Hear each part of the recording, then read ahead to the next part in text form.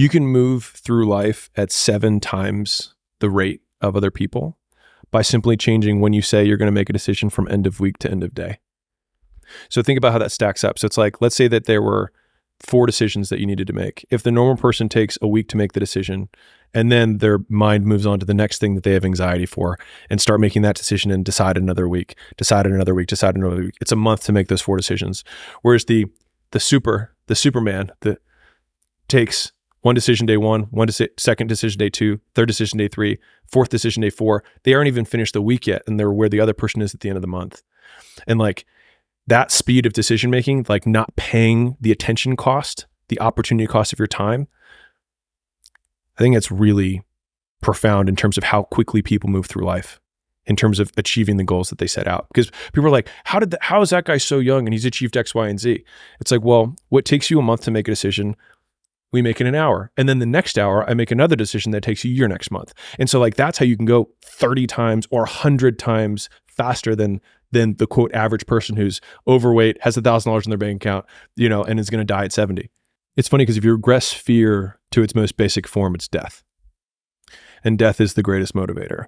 And like, you can prove it in a simple example. It's like if I all of a sudden go up to anybody on the street and I put a gun in their head and I say, point a gun at their head and I say, go do this thing, they'll go do it. But if I say, you can have anything you want if you do this, they're willing to go 10 times harder with a gun in their face to not die. And so if you take fear and regress it all the way down to its basis form, like that's what the insecurity is. Like if they think I won't be enough, and if they don't think I won't be enough, then this won't happen. If this won't happen, I'll be alone, I'll be dead. Right? Like if you just regress it all the way down, like that's all it is. And so like the biggest achievers in life, I think have most directly tied them not doing whatever it is that they want to do to death, whether they're consciously aware of it or not.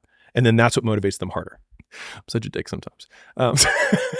Is it strange to hear your like angry toilet tweets read back to you now in the cold, harsh light of day? Oh, God, that was a particularly difficult poo I was cracking out there. Real talk, the tweets that I have, people don't know this, but the tweets are notes to self. Yep. So they're just directed at me so that I can look back on them and like be reminders of like, hey, don't do that. And so like, I think to myself, man, I'm afraid of doing this. And I'm like, no, I'm not. I'm afraid of what this person's going to think about me. Because if I were to be able to fail in quiet, in complete isolation, then I wouldn't care. And then I think, well, what if I don't succeed in public? What do they think then? Nothing, right? They don't think about me at all. And so obviously that comes from the perspective of seeking to gain approval and attention from others anyway. So it's like, listen, if you're insecure, which everybody is, let's be real, you might as well use the insecurity to get something out of it, right? Like one of my favorite things about entrepreneurship is like, use what you've got. And so a lot of people think that they need to fix their conditions in order to get like the perfect conditions before they start. But the perfect condition is whatever one you're in, because it gives you whatever assets you have. That's the cards that you're dealt. And so you just play the hand. And a lot of people have great cards. It's like, man, I'm so afraid of, it's like, use it. It's like, I have nothing. What makes you very dangerous because you have nothing to lose, right? Like one of the really interesting things I think about from a business perspective, but it probably applies to everything, is that there's always an advantage and a disadvantage from every position, right? So like I remember Gym Launch is still a big company and still continues to grow, but in the gym licensing space, there's not many people who can compete with us there, right? And I would talk to guys who are in the space, I would talk at a conference, whatever, and younger guys would be like, well, I want to be in this space too. And it's not fair because, you have this big advantage. And I was like, you have a way bigger advantage than I do. I was like, because if I were in your position, I would go to every single gym owner and be like, you don't want to be with Gym Launch. You don't want to be with Alex. You're just a number to him. Like, you're never going to talk to him. Like, you're just a cog in the wheel there.